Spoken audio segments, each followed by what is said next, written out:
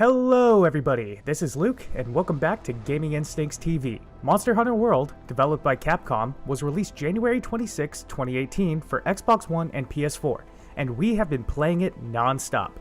This new next generation of Monster Hunter comes to consoles for the first time since 2012, when Monster Hunter 3 Ultimate came to the Wii U. While being considered a niche game for Western audiences, this new addition to the series has soared up in popularity all over the world, shipping 5 million copies of the game in the first 3 days of release, breaking records for the franchise. So, let's take a look at what makes Monster Hunter World stand out above the rest. Monster Hunter World has a single-player campaign that feels more fleshed out than in previous games. The player is set on a quest to a newly discovered world with a group called the Research Commission. On the way, they run into a massive elder dragon, Zora Magdaros, heading to the new world.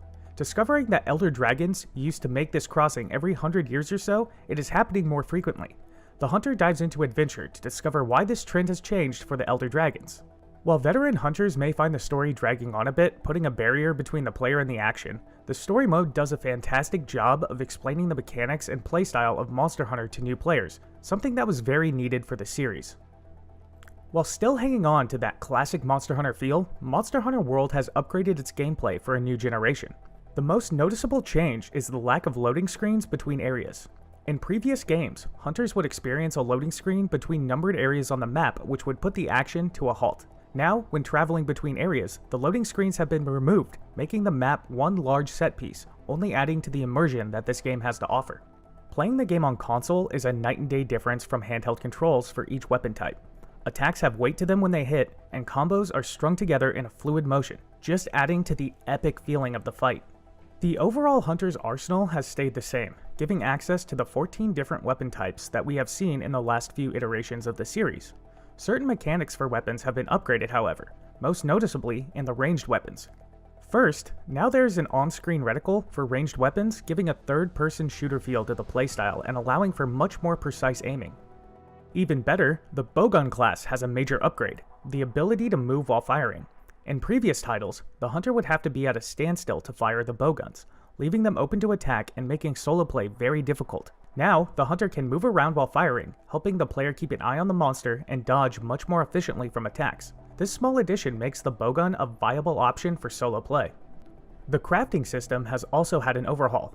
Hunters can now craft weapons on the fly without having to go into the crafting menu to do so. By selecting an item to auto-craft in the menu, once the hunter has collected the necessary ingredients, the item will automatically be crafted. The weapon crafting is a tier tree system that begins with the most basic weapons in the tree, broken down by monster, and can be upgraded depending on the monster parts that the hunter has collected for that specific weapon. The armor crafting menu has been streamlined, broken up into a list based on what monster each set is linked to, and allowing the hunter to track which parts are needed while away from the workshop. Let's take a look at the main attraction of this game, the monsters. Monster Hunter World has done a fantastic job of balancing classic favorites from the series with new monsters for the new world. On console, the monsters have a new sense of scale to them, whether it be in size or speed. The HD graphics bring out even the smallest details of the monsters, and will help give clear visual aids to the state of the monster. While Monster Hunter has always shown damaged parts of the monster, such as torn wings or broken parts, it is much easier to see, providing a clear visual of how close the monster is to defeat. The smooth motions and attacks of the creatures also help the hunter learn to read movements and patterns. Once these patterns are identified, hunters learn to tell which certain attacks are about to occur. Status effects are also easily seen, such as poison dripping from the monster's mouth or heavy breathing from exhaustion. Being able to read each monster as the battle progresses is essential to a successful hunt, and Monster Hunter World does a fantastic job with the animations and visual aids. The upgrade in visuals and graphics in Monster Hunter World has given an extra layer of uniqueness between environments and allowed them to become characters of their own. From the small animals running around and the bugs skittering along the ground, to the small monsters traveling in packs, the environments feel alive. Each area of the map will have different mobs depending on the foliage and climate. Take the ancient forest for example. In the lower grassland areas, hunters will find herbivore packs grazing. As the hunter moves up in the forest to the more humid areas, hunters will find more amphibian and reptilian-based mobs. The ancient forest and Wildspire Waste environments are pretty clear callbacks to the previous maps in the Monster Hunter franchise, a rainforest and a desert area. Monster Hunter World has added two very unique environments, with the Coral Highlands and the Rotten Vale. The Coral Highlands has a crystal and coral-based landscape covered in mushrooms and minerals with many flying small monster mobs. The Rotten Vale is a deadly area covered in toxic fumes that are harmful to the hunter and very little foliage, replaced with piles of bones and remains of monsters. Mobs in the Rotten Vale cause status effects as well, making every angle of this map deadly to hunters. The character of these newly designed environments creates an extra layer of depth for player immersion. One of the main attractions for the Monster Hunter franchise has always been the ability to play with others in hunting parties of up to 4. Monster Hunter World takes advantage of the PlayStation and Xbox networks to matchmake hunters together in 16-player online lobbies. While in these lobbies, any player can post a quest on the quest board, and any other player can join the quest until the party is full as long as the player joining has completed the main story up to the point of the posted quest. However, the matchmaking system does have some issues when attempting to play with friends. In regular online lobbies, it is difficult to pull friends in with other players consistently dropping in and out. While playing with people online is a huge part of the game, forcing the players to all be at the same point of the game's story before playing together can be frustrating.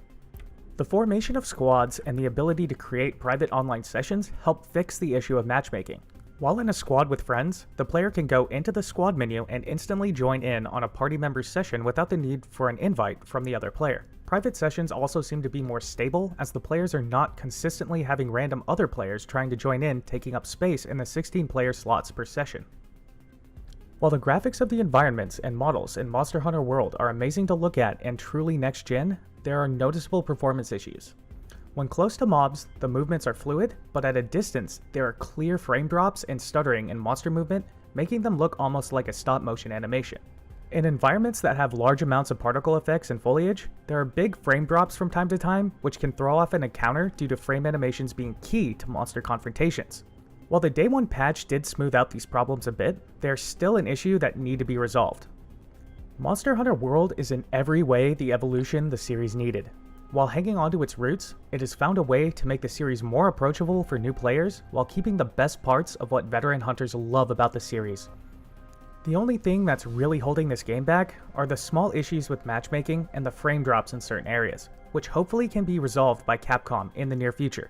For veteran players, this is a must-have title, and for new players who have always wanted to give this series a try, now is absolutely the time to jump into this world. Our final verdict for the game is a 9.5 out of 10, a beast of a release. What did you think about the game? Let us know in the comments section below. Gaming Instincts TV will be leaving you right here. Don't forget to like and subscribe if you enjoyed this video, and hit that notification bell to stay up to date and know when a new video is ready for your viewing pleasure. Also, check out the official website at GamingInstincts.com for latest daily news, featured articles, reviews, and more. Peace out, everybody.